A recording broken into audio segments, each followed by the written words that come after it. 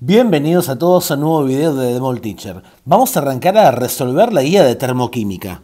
En el ejercicio 1A, ¿cuántos kilojoules de calor fueron liberados por una reacción si el calor producido por la reacción eleva la temperatura de 1,75 kilogramos de agua de 296 Kelvin a 315 Kelvin? Bien, para esto tenemos que aplicar obviamente la fórmula de calor específico, la cual, como ustedes recuerdan, es masa por calor específico por diferencia de temperatura. La diferencia de temperatura es restar la temperatura final, la que se llega, menos la inicial. Si vos haces en Kelvin o en grados Celsius, vas a ver que te va a dar lo mismo.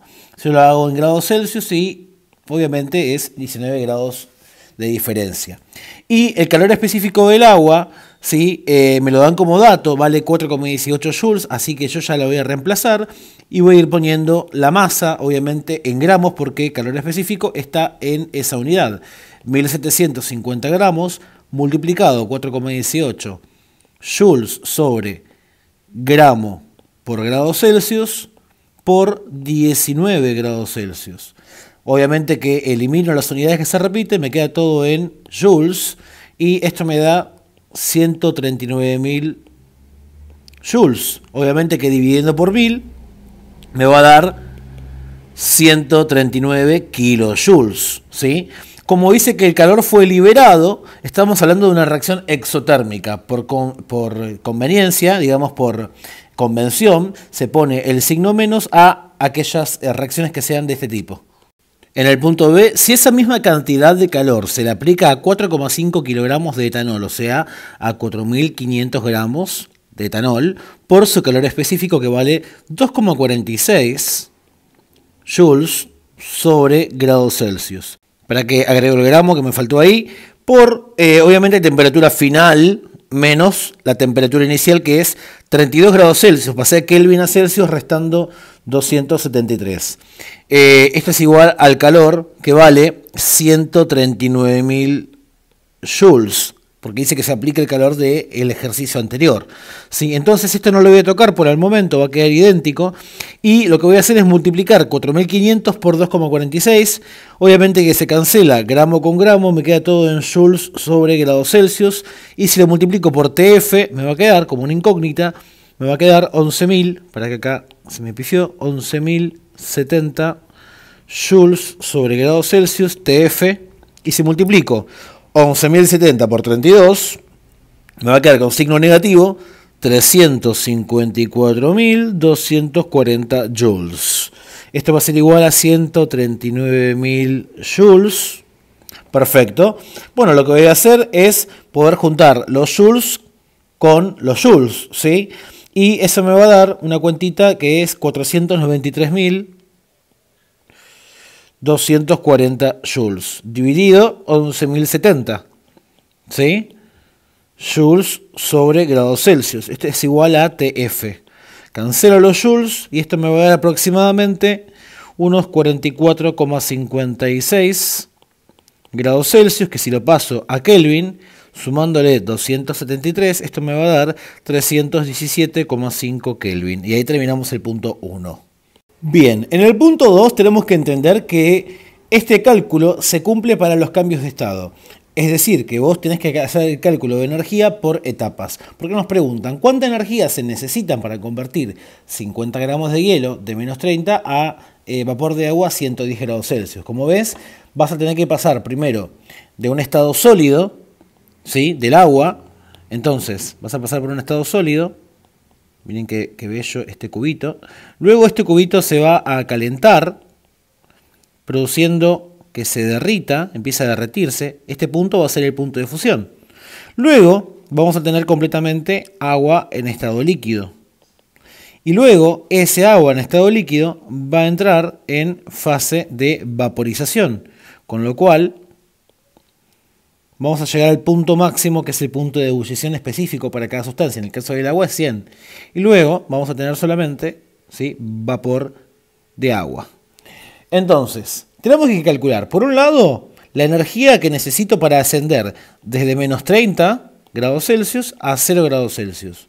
Luego, la energía implicada en este punto. O sea, acá hay un calor 1, acá hay un calor 2. Luego tenemos que calcular la temperatura para llegar a calentarse hasta el punto de ebullición, es decir, que necesitamos un calor 3.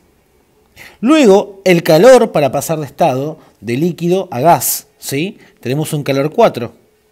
Y luego tenemos un calor 5, que ya sería para subir hasta la temperatura de 110 grados Celsius, de 100 hasta 110 grados Celsius. Como ves, tenemos que hacer 5 cálculos e ir entendiendo esto, que el agua va a ir haciendo, entonces va ascendiendo la temperatura desde menos 30, llega a 0, se mantiene constante un tiempito, ¿sí? Lo puedes ver con un termómetro en el laboratorio incluso esto, ¿sí? Asciende de nuevo hasta 100 grados Celsius, en el caso del agua obviamente se mantiene constante otro tiempo, hasta que todo se evapora y sigue subiendo la temperatura hasta la temperatura que nos marca el problema, que son 110 grados Celsius. Entonces fíjense que tenemos que separar el problema en diferentes. Como ves, esto es muy útil para entender que este sería el momento 1, momento 2, momento 3, momento 4 y momento 5. Y vamos a empezar a hacer las cuentas. En la parte 1, ascenso hasta el punto de fusión. Usamos la fórmula de calor específico. Entonces, calor va a ser igual a la masa en gramos, 50 gramos, por el calor específico del hielo, que son 0,5. En este caso está dado en calorías. Calorías sobre gramo por grado Celsius. Perfecto. Obviamente que nos dan en calorías para hacernos trampa, para que después tengamos que transformar esas unidades, ¿sí? Porque nos piden en kilojoules el problema. Por temperatura final, que va a ser 0 grados Celsius, ¿sí? menos 30 grados Celsius, que era la temperatura inicial, ¿sí? Como ven, me va a quedar positivo, menos con menos me va a dar más ahí. Entonces esta cuentita, cuando yo la opere, me va a dar 750 calorías. Perfecto, continuamos. Como ves, en el cambio de estado tengo que usar otra fórmula para calcular la cantidad de energía, que es la fórmula de calor latente. Entonces, sería en este caso el calor latente de fusión del agua, ¿sí? Entonces vamos a calcular la masa, que no cambia en todo el proceso, sigue siendo 50 gramos, y el calor latente de fusión del agua son 80 calorías por gramo. Cancelo gramo con gramo, 5 por 8, 40, tenemos un total de 4000 calorías. Calor son 4000 calorías. No se preocupen que sean grandes los números, al final vemos qué onda. Ahora sacamos el ascenso hasta el punto de ebullición. Ya tenemos derretido ese hielo. Perfecto. Tenemos entonces que sacar otra vez con el calor específico. 50 gramos multiplicado el calor específico del agua líquida, que es diferente a la del hielo. Y la temperatura final va a ser 100 grados Celsius menos 0, que fue desde donde partió esta etapa, ¿no? Cuando hacemos esta cuenta, el calor nos va a dar 5000 calorías. Y ahí terminamos. Ahora llegamos al punto de ebullición y hacemos la cuenta con calor latente de vaporización. Tenemos entonces 50 gramos por el calor latente de vaporización, son 540 calorías sobre gramos. ¿Sí? No confundir las unidades. Gramo con gramo se va. Q es igual a 27.000 calorías. Perfecto. Y última parte, ascenso hasta 110 grados Celsius. Perfecto. Entonces ahora vamos a decir, cantidad de calor va a ser igual a 50 gramos por el calor específico, ojo, ¿sí? Del vapor. Agua vaporizada va a ser 0,5 calorías, al igual que el agua en estado sólido, ¿sí? 0,5 calorías sobre gramo por grado Celsius, por temperatura final va a ser 110 grados Celsius, menos temperatura inicial de esa etapa 100 grados Celsius. Estamos desde la ebullición hasta que se calienta. Son 10 grados Celsius de diferencia, con lo cual el calor acá nos da 250 calorías. Listo, a sumar, carajo. El calor total del proceso nos va a estar dando aproximadamente 37.000 calorías. Y con esto podemos hacer dos cuentas. Podemos decir o un joule es igual a 0,24 calorías o 4,18 joule es igual a 1 caloría. Esa es la equivalencia por convención. Entonces yo voy a decir, si una caloría es igual a 4,18 joule, 37.000 calorías, ¿cuántos joules son? Son 154.660 joules.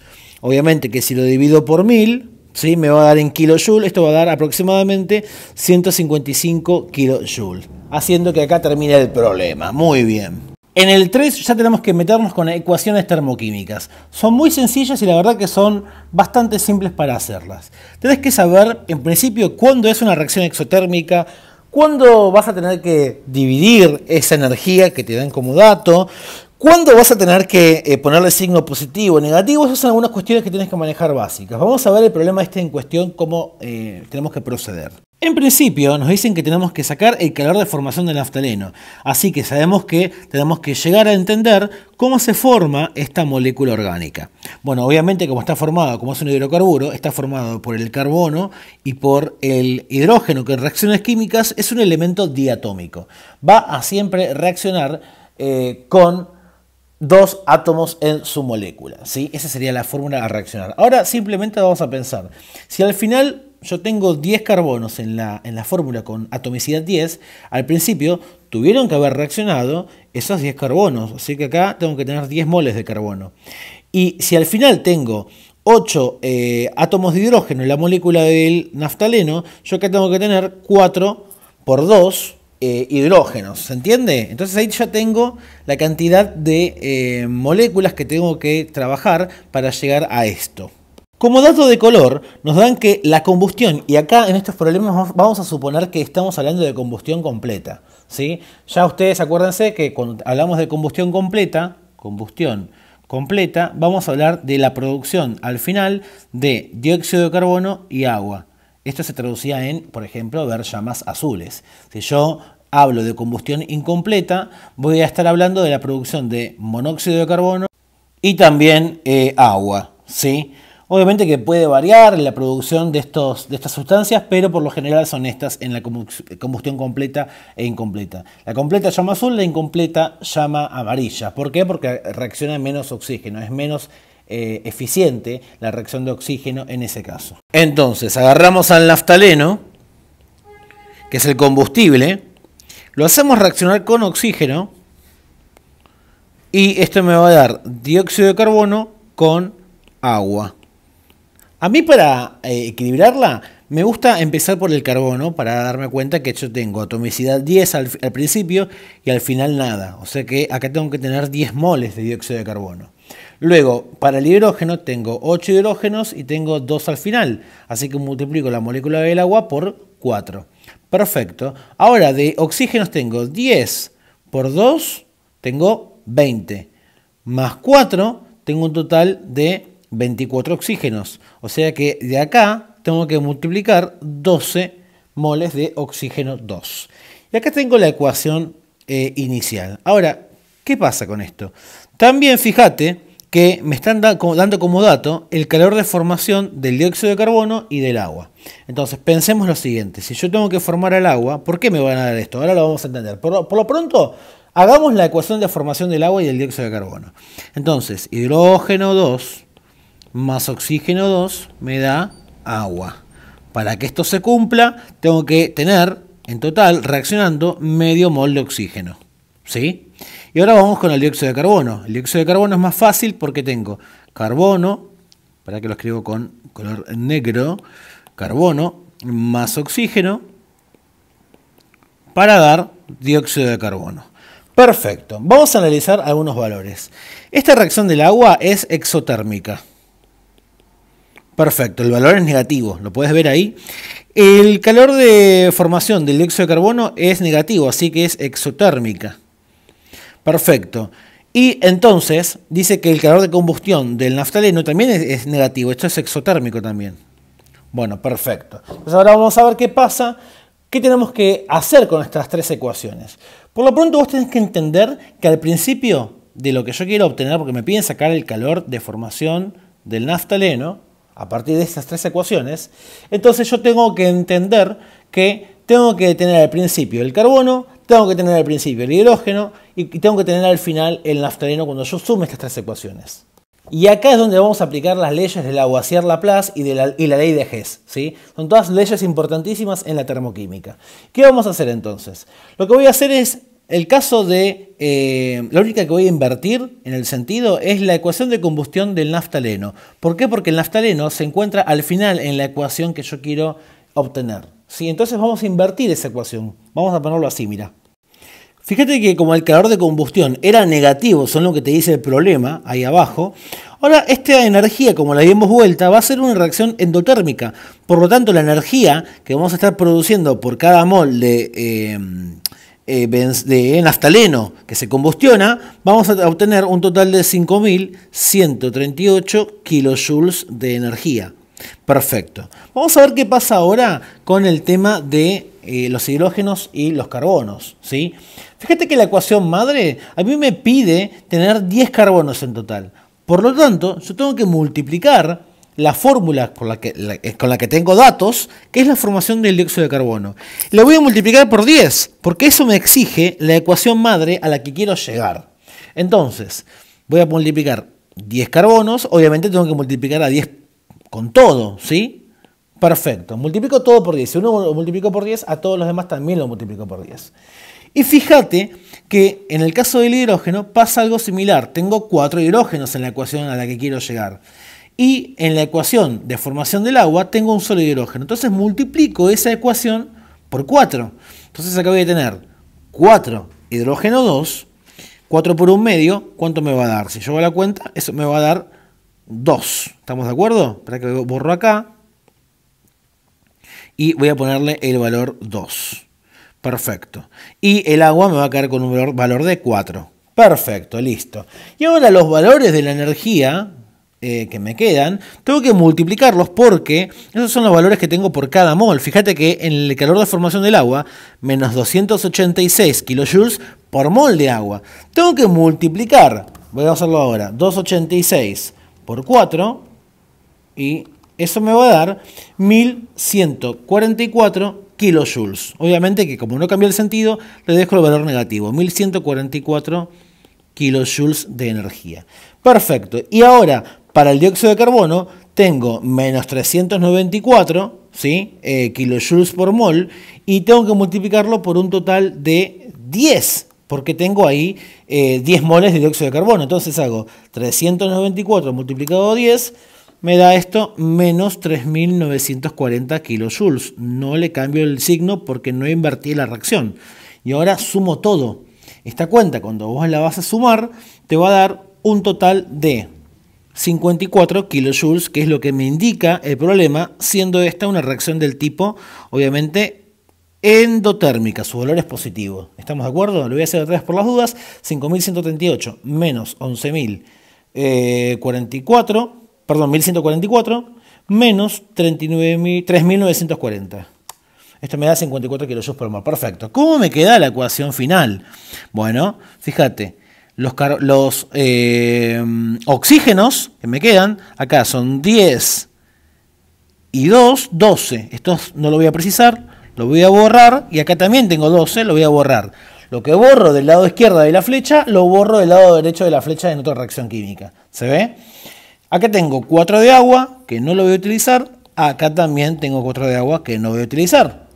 10 de dióxido de carbono, 10 de dióxido de carbono. Como ves, me queda servida la ecuación. Entonces ahora tengo 10 carbonos más 4 hidrógenos para que me dé el naftaleno. Y ahí termina este ejercicio hermoso. En el ejercicio 4, a partir de las reacciones que se dan ahí en la lista con sus calores, con sus energías, calcular la entalpía y la energía interna para la siguiente reacción. 2 moles de carbono sólido reaccionan con 3 moles de hidrógeno gaseoso para dar 1 mol de etano gaseoso. Perfecto, entonces vamos a plantear según lo que tenemos. Como vemos en la ecuación final, precisamos llegar a tener, a lo último de todo, un total de 2 moles de carbono. Entonces yo, la primera reacción química donde tengo carbono, la voy a multiplicar por 2. ¿Están de acuerdo? Entonces la primera reacción, que es la formación del dióxido de carbono, vamos a multiplicar 2 moles de carbono sólido por 1 por 2 moles de oxígeno gaseoso para darme 1 por 2 moles de dióxido de carbono gaseoso. Perfecto. Obviamente que el calor que me dan ahí, que es 393, lo voy a multiplicar por 2. Entonces me va a dar, como no le cambié el sentido, no le cambié el signo, menos 786 kilojoules. Perfecto. La siguiente ecuación me ofrece hidrógeno antes de la flecha, por lo tanto me sirve eso, porque en la ecuación final preciso, en la formación del etano, 3 moles de hidrógeno. Lo que sí, entonces vamos a multiplicar esa ecuación por 3, quedándome 3 moles de hidrógeno gaseoso más 1 medio por 3 medios de oxígeno gaseoso, para darme 1 por 3 moles de agua líquida.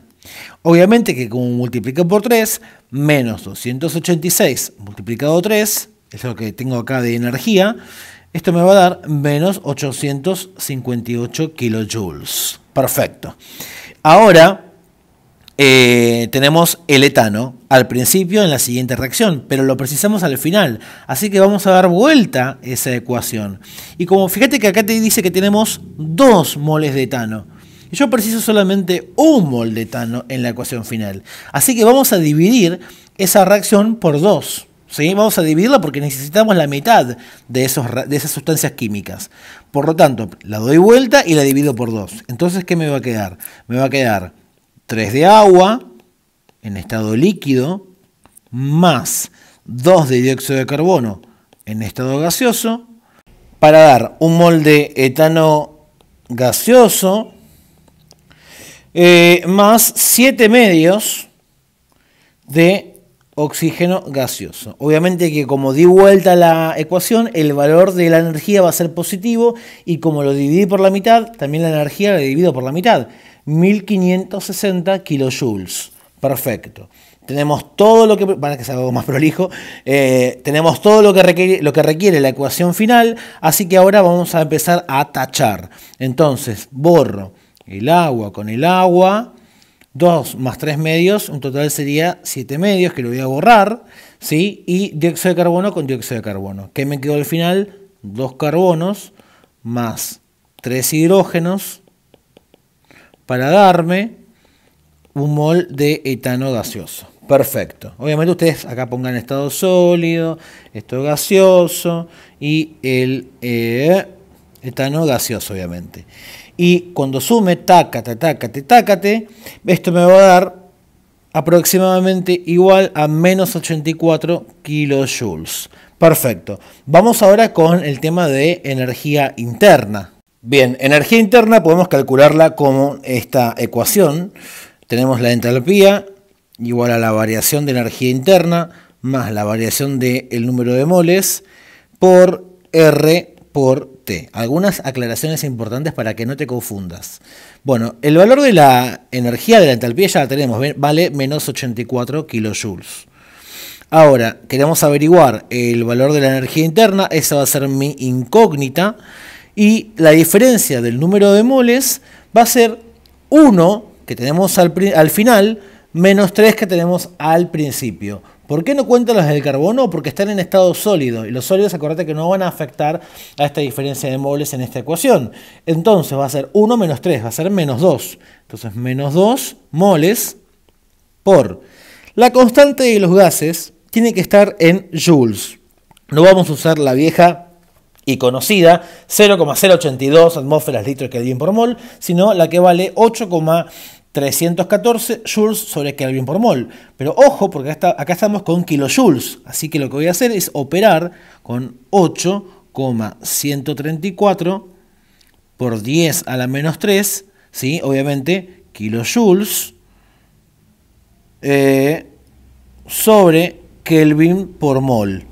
Por temperatura, 298 Kelvin. Perfecto, acá eran menos 2 moles. Sí, obviamente que el signo menos, acordate que era por la diferencia. Una vez que yo opere todo esto, más o menos voy a obtener que menos 84 kilojoules es igual a la variación de la energía interna menos 4,848 kilojoules. Ahora lo que hago es juntar. Y al hacerlo, menos 84 más 4,845, voy a estar obteniendo aproximadamente igual a menos 79,1 kilojoules. Esto es aproximadamente igual a la variación de energía interna. Y ahí tenemos entonces el punto 4. Por último, en el punto 5 dice, en un calorímetro cuya constante es de 11,5 kilojoules sobre grados Celsius, se realiza la combustión de 1,247 gramos de ácido benzoico. El ácido benzoico tiene una masa molar de 122 gramos por mol, ¿sí? La temperatura inicial es de 18 grados Celsius y al finalizar la combustión es de 20,87 grados Celsius. Calcule el calor molar de combustión del ácido benzoico. Perfecto. Para eso vamos a utilizar la fórmula de calor en los calorímetros, que es igual a K por delta T. Perfecto. Entonces lo que tenemos que averiguar ahora sería cuánto vale ese calor de combustión molar del ácido benzoico. Entonces lo que vamos a hacer es, por lo pronto, saber que la temperatura inicial del sistema vale 18 grados Celsius, la temperatura final del sistema vale 20,87 grados Celsius. Bueno, ahora simplemente reemplazo. Calor va a ser igual a K, que vale 11,5 kilojoules sobre grados Celsius, por la variación de temperatura, que va a valer 2,87 grados Celsius. Cancelo y cancelo, el calor me va a estar dando aproximadamente igual a 33 kilojoules. Ojo, porque esto aplica para 1,247 gramos de la muestra.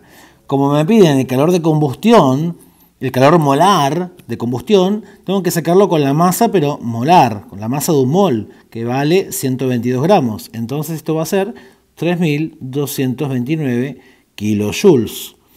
¿Se entiende? Y obviamente que como el proceso es calor molar de combustión, es exotérmico, ¿sí? Le voy a asignar el valor negativo, ¿sí? Menos 3.229 kilojoules. Y con esto termino el ejercicio. Kilojoules por mol, sí, por favor. Antes de irnos, no te olvides de activar la campanita si ya sos suscriptor de este canal. Si sos visitante nuevo, no te olvides de suscribirte. Y también recordá seguirme en mis redes. En Instagram como @NéstorGMolina y en Facebook como Néstor Gabriel Molina. No te olvides de comentar y nos vemos con los ejercicios adicionales. Chau, chau, chicos.